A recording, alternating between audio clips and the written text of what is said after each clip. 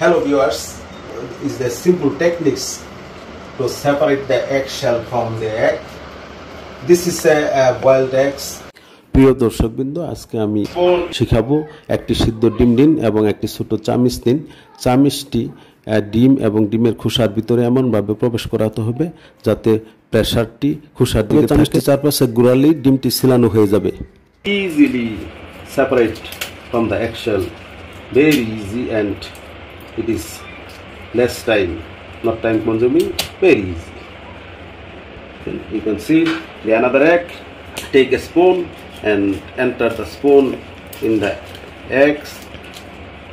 As like you take this pressure outer side of the egg, then in the around the egg,